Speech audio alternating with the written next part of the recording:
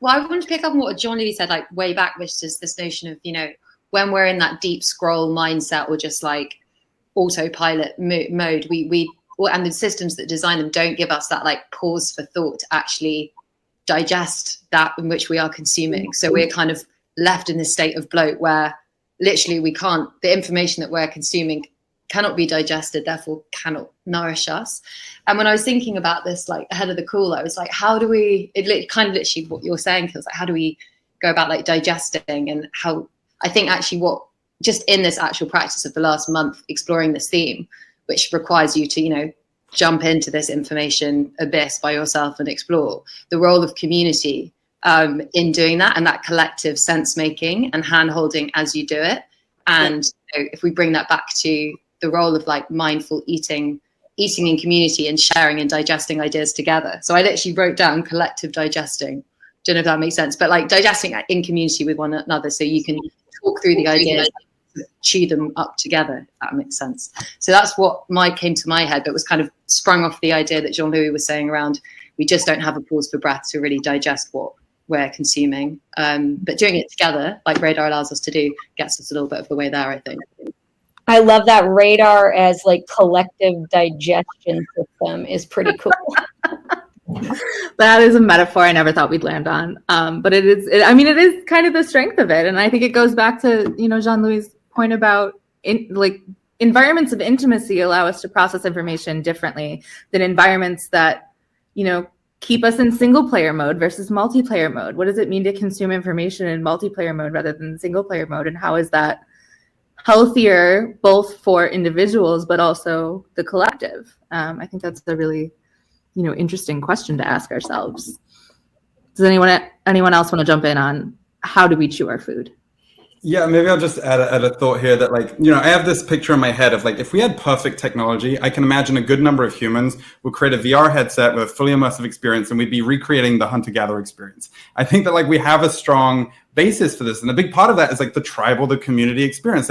There is, 99% of human history was a small group that you were deeply connected with. And I think the idea that humans ought to be aware of everything that happens to our species in real time is kind of I think it's a bit of a fallacy, in terms of we need a level of ignorance so that, it's we need to eat less and chew more kind of thing, right? It's just that a big part of that is less. But I think, Tilda, you're exactly right in that it is how do we really come to understand something? It's usually talking to our friends about it.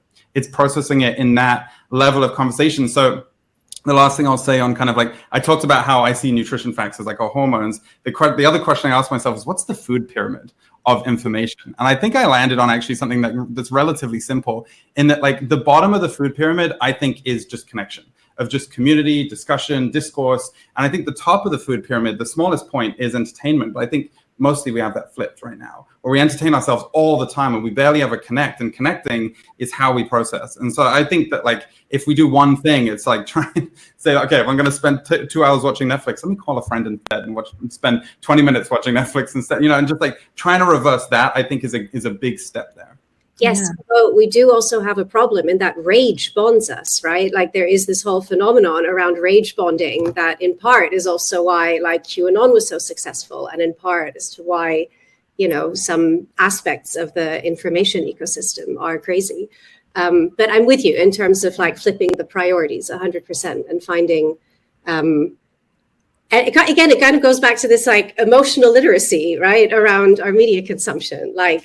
If it connects you in an enriching way, cool. If it connects you because it's you're bonding over something that you're outraged over, maybe less cool. But back to the original question, there was a time maybe 10 years ago where a Marie Kondo could come along, or some kind of pop culture vehicle could come along and make everyone aware of this thing that has been happening that we hadn't been aware of and we're now tuned into, and we're going to start paying attention.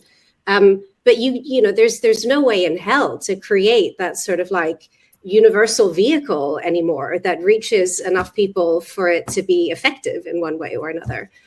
So now, and I like what you were saying, Tilda, this sort of community up is the way forward. It's just how do you ensure, I suppose, and this is a big challenge for me as someone who isn't running neuroscience at the intersection of Media Lab at Cambridge or anything. How do you ensure that the stuff that is being shared works for everyone else? We have a similar issue with health information at this point in time, where you're like, well, how do I know that I can trust whoever is imparting this, bit of information or this bit of knowledge, this tool?